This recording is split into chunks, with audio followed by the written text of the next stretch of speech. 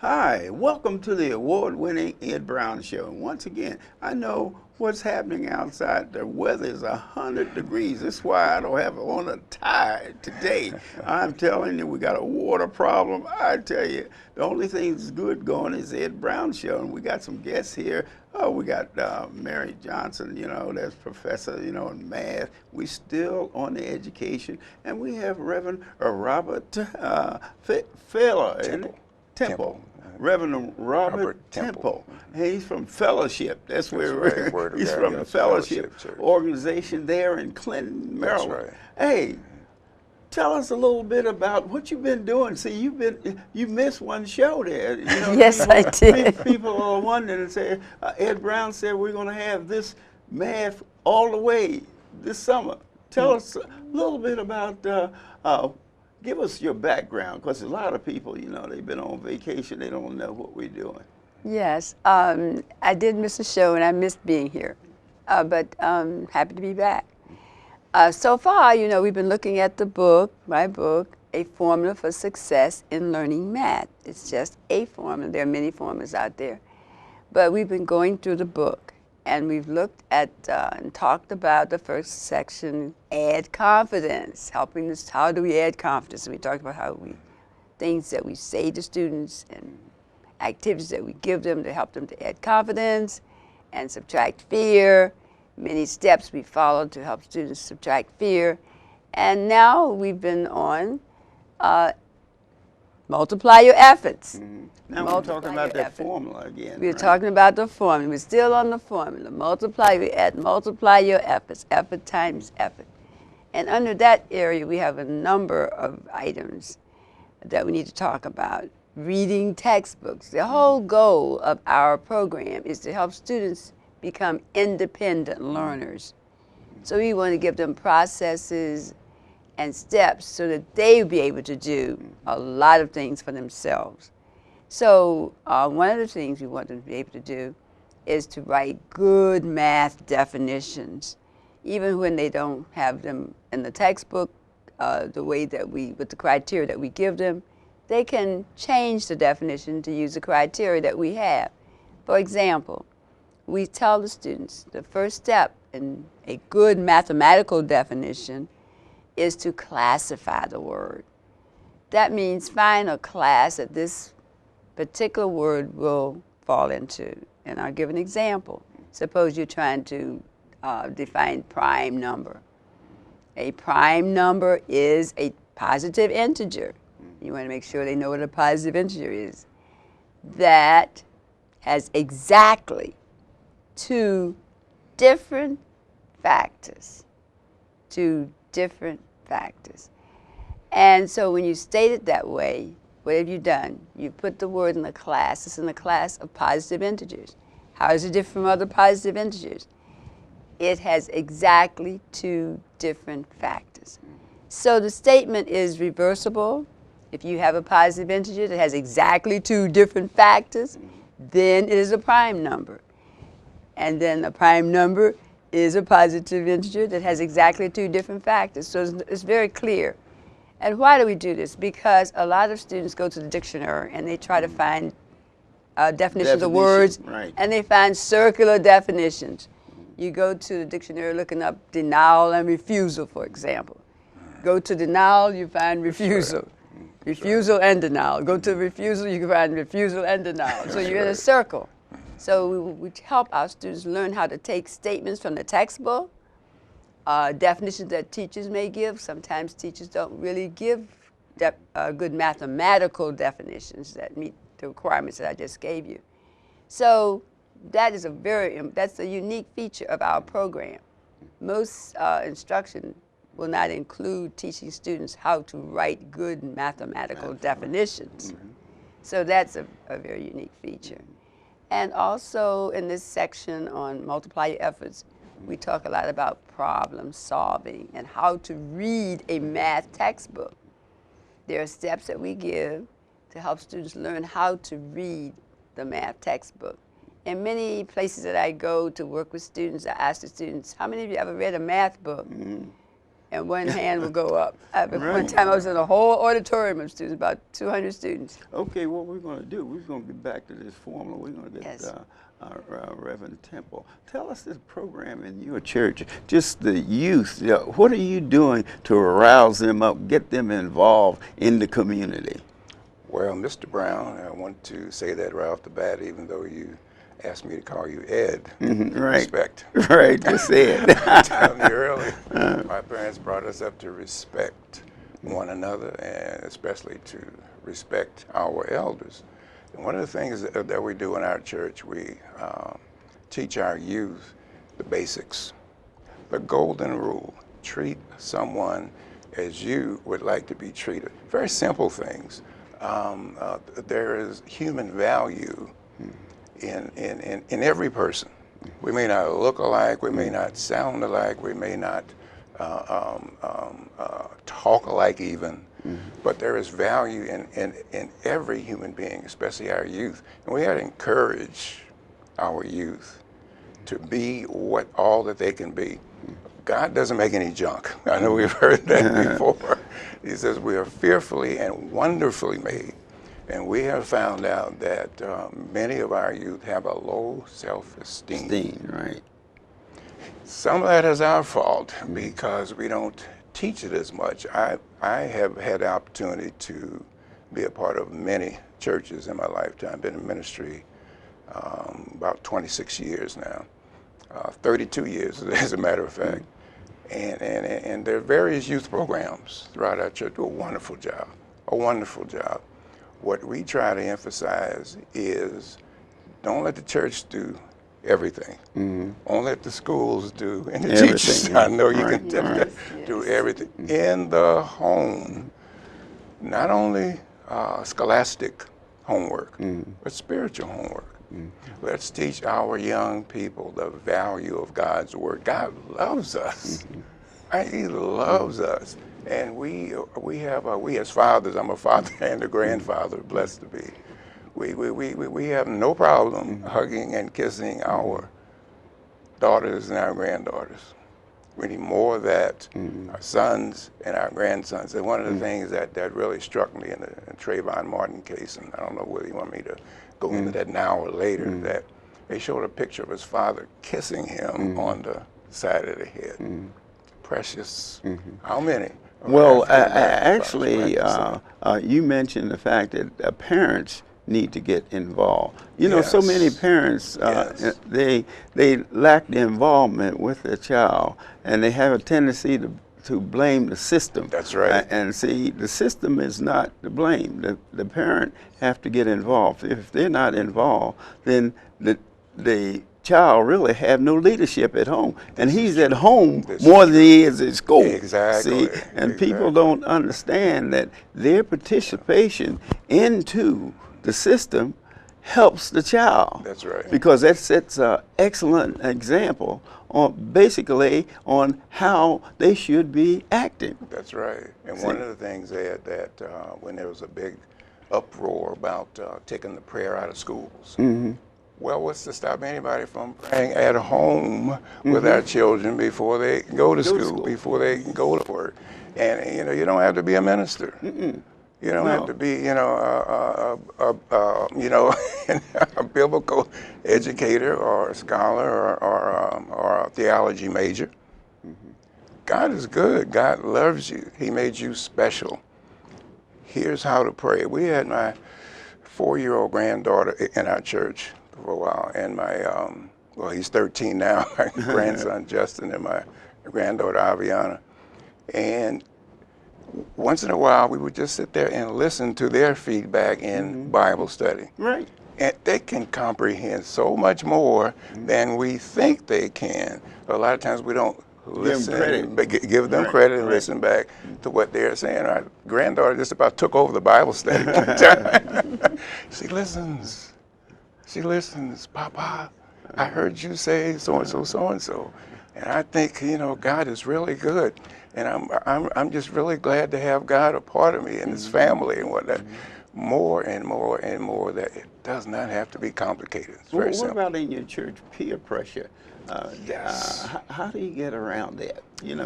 peer pressure has a tremendous effect on youngsters. Yes, it does. And one of the things that we try to teach is we're going to have to discipline and direct and challenge our youth. Look, I know how the school system or the children you go to school with may look and how they talk, but you're different. You're special. I want you to be, you show some leadership. It's because they have their pants down, showing their underwear. There is no need for you to do it. You know, as a matter of fact, you know where that got started? In prison. Do you want to be like a prisoner? No. You're a child of God. You're expected to be, you're held to a higher standard. And you know, there's nothing bougie about this. This is just basic Christianity. This is basic respect for yourself. You know, there's so many aspects of the Trayvon Martin case, but one of the things that struck me was human value. There was lots of human value for George Zimmerman and a lack of human value for Trayvon Martin. They're both human beings. They're both males. Where was the respect angle? One life is just as valuable as the next. And sometimes I fear that we don't value ourselves enough and teach our young people to value yourself. Young ladies as well. Don't answer. Just do not answer to anything that somebody wants to call you, and do not speak just because you heard something that, you know, sounds hip or it's a folkways and a mores. Everybody's talking about it. Everybody's doing it. Everybody. You're special. You are held to a higher standard. When I was growing up, if the neighbors saw Mr. Temple's boy doing something that he shouldn't ought to do. But so many times the neighbors now, they just close their door, they go in the house, and that they don't have that rapport that they used to have. That's right. It used to be, you know, basically, if you did something and Martha or Miss So-and-so, she'd come and tell you about, and that's you right. get tore up. That's right. Anyway, we'll be back in a second, and we're going to talk with you about the formula, and then we're going to talk more about the case with the young man there down in Florida. Very good. See you in a second. You can say with me, imagine what you'd see if every child had a book to read. So the mission is for us to get a book to each and every child. So let's join hands, book people unite, unearth hidden passion. So mama, have a good time. One book could be the first little thing that helps to change a life. Book people unite. Read to a child today and spark a lifetime of ambition. Hey, welcome back to the award-winning Ed Brown Show. Now, I know it's hot outside. Some people don't even have water, so you ought to be glad that you have water. You know what I mean? But anyway, the temperature is going to be rough there. So just sit down and relax and watch this second half of the Ed Brown Show. We're going to have the Dr. Mary here. Tell us about what is the basic, you know, how do you get the parent involved in this?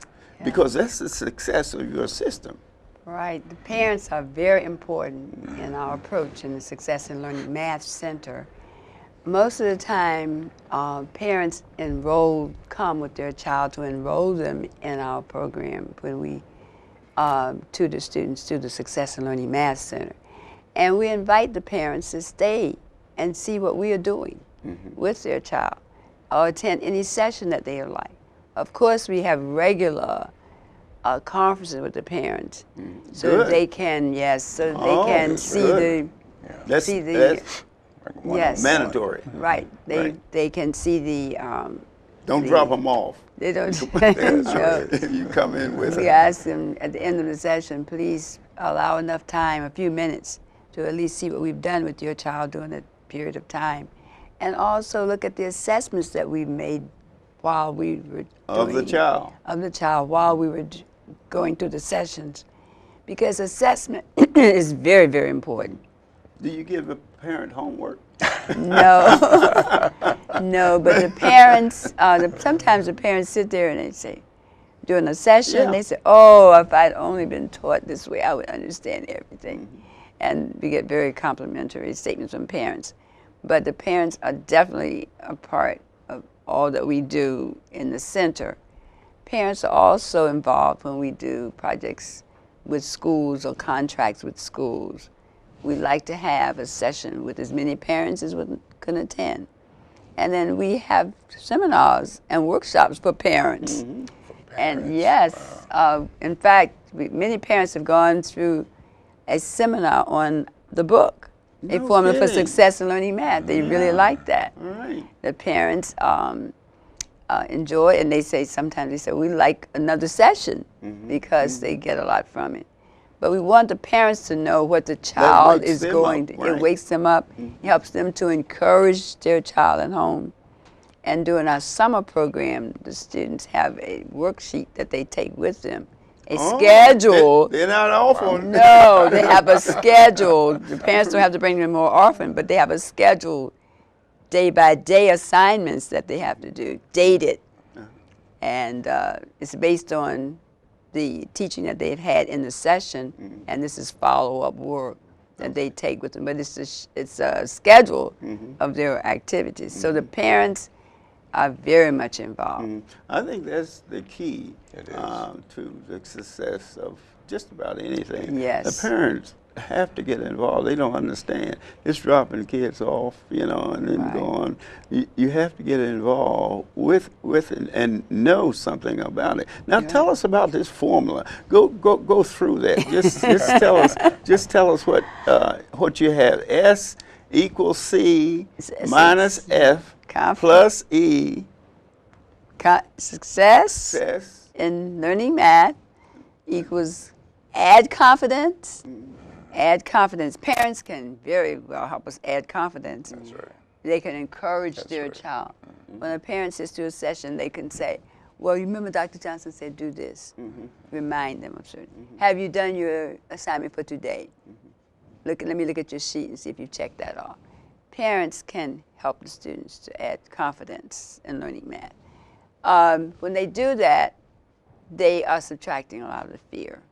Because many times parents accuse a student of being the Yeah. person in fault when they don't learn. That's Yes. Right. So when they see that, they're not, oh, this is helping you understand how to do this. Okay. So they're more encouraging to their children when right. they see what we're doing. That's right. So we subtract that fear little at a time, and then we add that part about encouragement. We encourage them to do the effort times effort.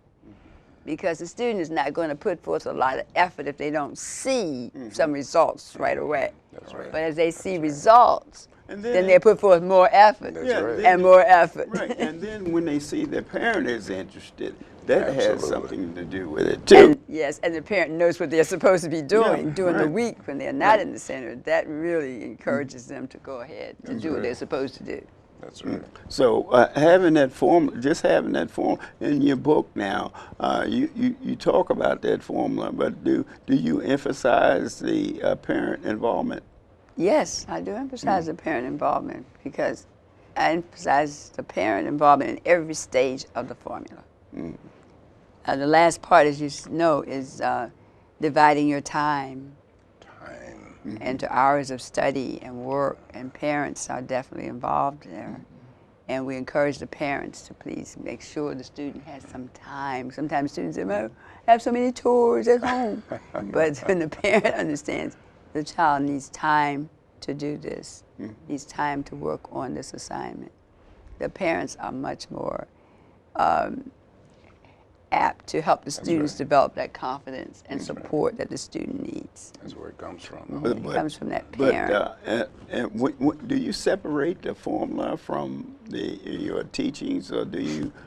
How do you get? It's that all for- integrated. Sometimes the that's- student will. Sometimes the Yeah. student will yell out when they Right. get their paperback and stuff to get in the class. They say, "Oh, I just added confidence. I just added confidence. I got 100 on my quiz. First time I That's ever got wonderful. 100 in math. I just Excited added about it. confidence." Or sometimes they will mention a certain part about maybe the fear. I don't fear that anymore.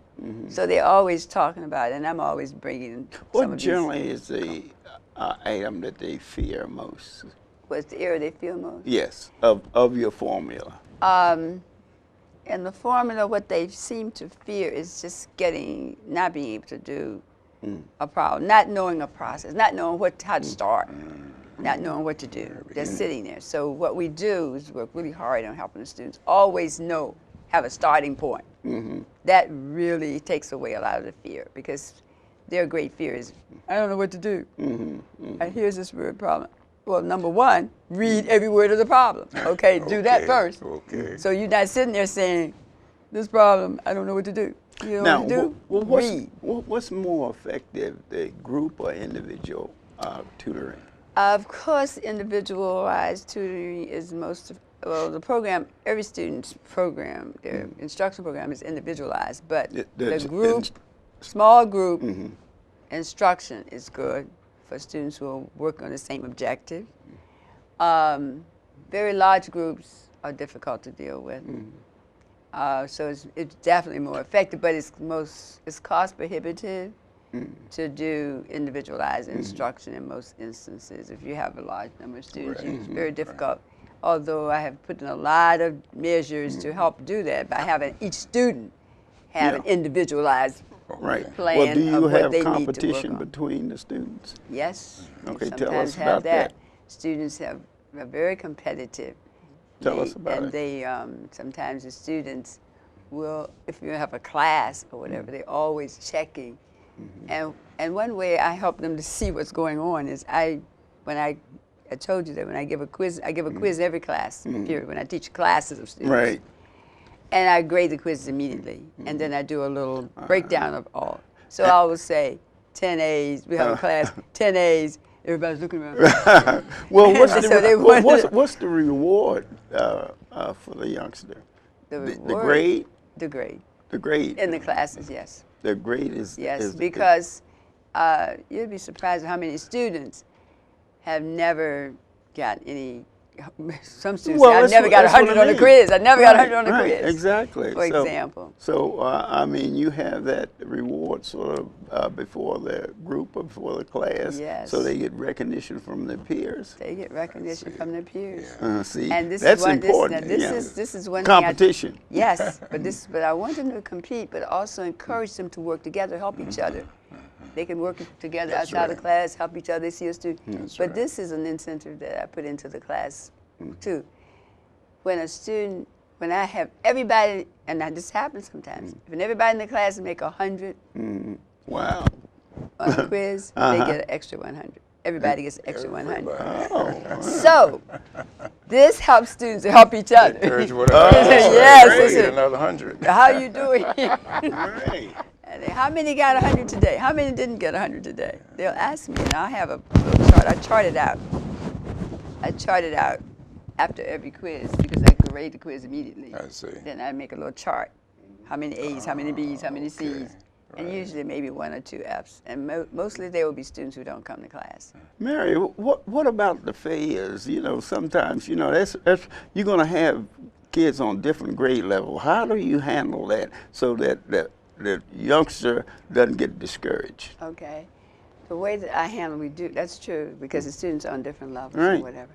So what I do with that is I take my one moment of individualized instruction with that student.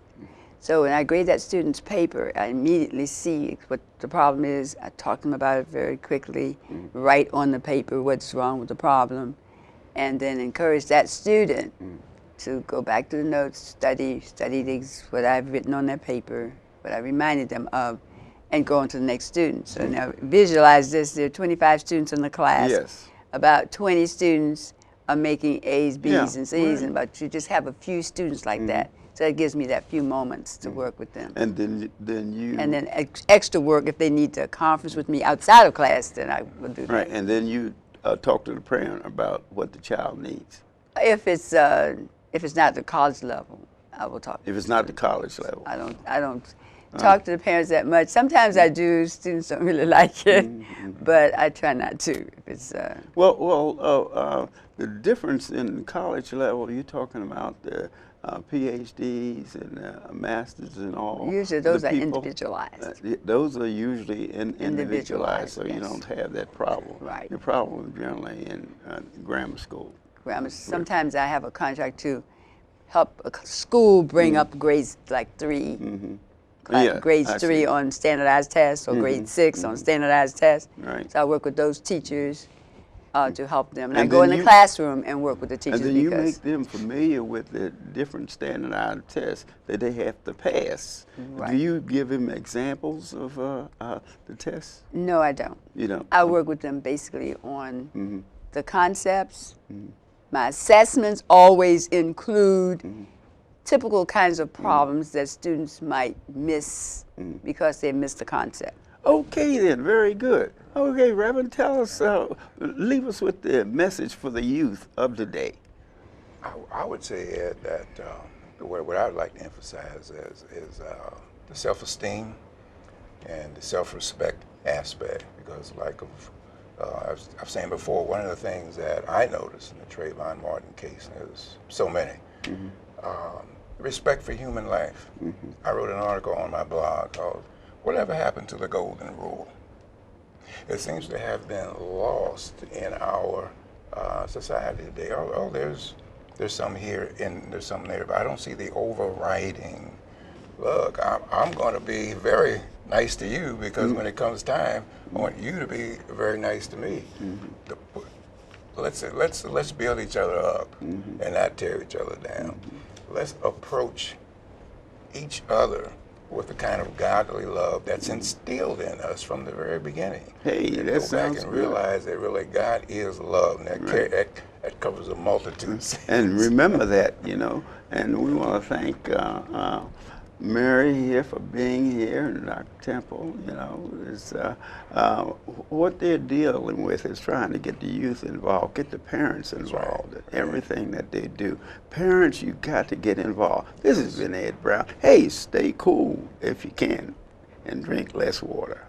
See you next time.